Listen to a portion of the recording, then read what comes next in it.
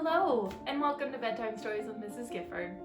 I am really excited for tonight's story because I love stories about real people who do some extraordinary things, and that's what tonight's story is about.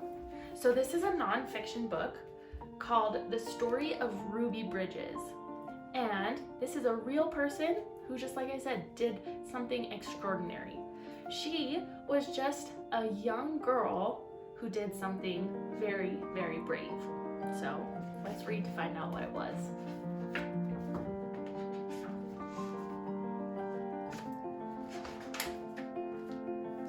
Ruby Bridges was born in a small cabin near Tylerton, Mississippi. "We were very poor, very, very poor," Ruby said. "My daddy worked picking crops. We just barely got by. There were times when we didn't have much to eat. The people who owned the land were bringing in machines to pick the crops, so my daddy lost his job. And that's when we had to move. I remember us leaving. I was 4, I think.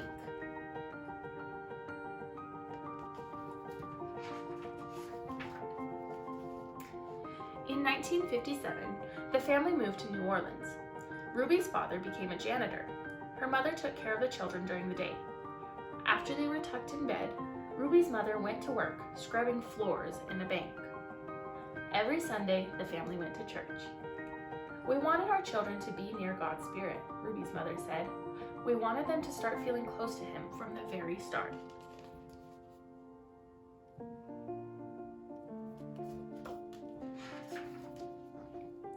At that time, black children and white children went to separate schools in New Orleans. The black children were not able to receive the same education as the white children. It wasn't fair, and it was against the nation's laws. In 1960, a judge ordered 4 black girls to go to 2 white elementary schools. 3 of the girls were sent to McDonough 19. 6-year-old Ruby Bridges was sent to 1st grade in the William France Elementary School.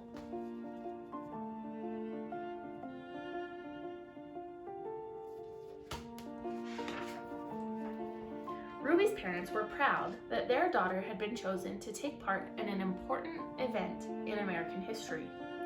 They went to church. "We sat there and prayed to God," Ruby's mother said, "that we'd all be strong and that we'd have courage and get through any trouble, and that Ruby would be a good girl, that she'd hold her head up high and be a credit to her people, and a credit to all the American people." We prayed long and we prayed hard.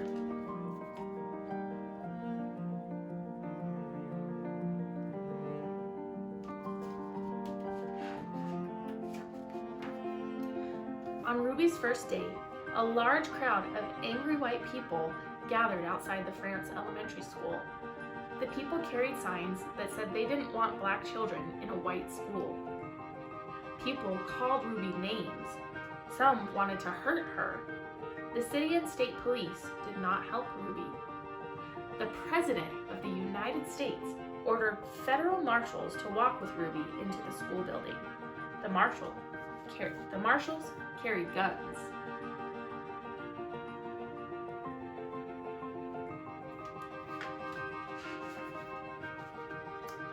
Every day for weeks that turned into months, Ruby experienced that kind of school day.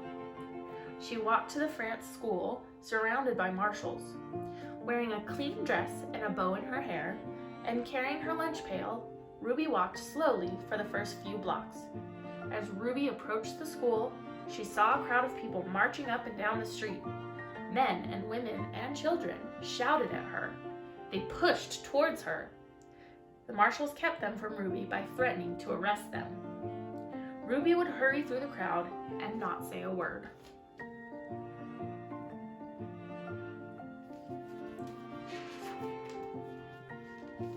The white people in the neighborhood would not send their children to school. When Ruby got inside the building, she was all alone except for her teacher, Mrs. Henry. There were no other children to keep Ruby company, to play and learn with, and to eat lunch with. But every day, Ruby went into the classroom with a big smile on her face, ready to get down to the business of learning. She was polite and she worked well at her desk, Mrs. Henry said. She enjoyed her time there. She didn't seem nervous or anxious or irritable or scared. She seemed as normal and relaxed as any child I've ever taught. So Ruby began learning how to read and write in an empty classroom, an empty building.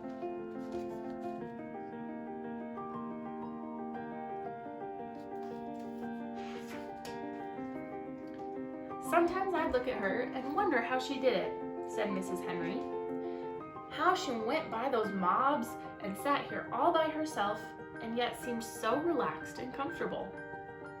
Mrs. Henry would question Ruby in order to find out if the girl was really nervous and afraid, even though she seemed so calm and confident.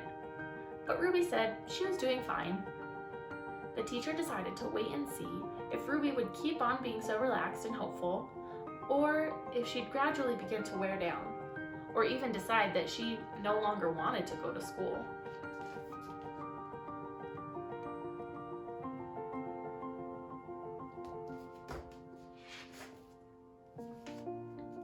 Then one morning, something happened. Mrs. Henry stood by a window in her classroom as she usually did, watching Ruby walk toward the school. Suddenly, Ruby stopped, right in front of the mob of howling and screaming people. She stood there, facing all those men and women. She seemed to be talking to them.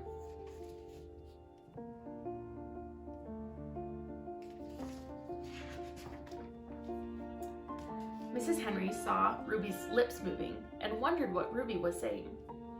The crowd seemed ready to kill her. The marshals were frightened. They tried to persuade Ruby to move along. They tried to hurry her into the school, but Ruby wouldn't budge. Then, Ruby stopped talking and walked into the school.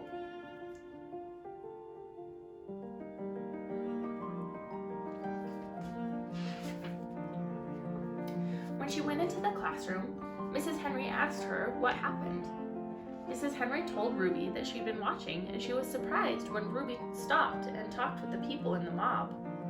Ruby became irritated. "I didn't stop and talk with them," she said. "Ruby, I saw you talking," Mrs. Henry said. "I saw your lips moving."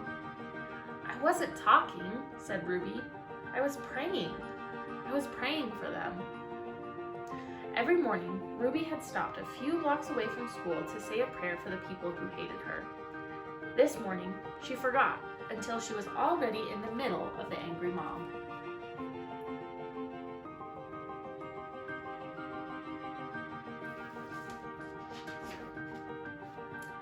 And when school was over for the day, Ruby hurried through the mob as usual. After she walked a few blocks and the crowd was behind her, Ruby said the prayer she repeated twice a day, before and after school. "Please God, try to forgive those people, because even if they say those bad things, they don't know what they're doing. So you could just forgive them, just like you did those folks a long time ago when they said terrible things about you."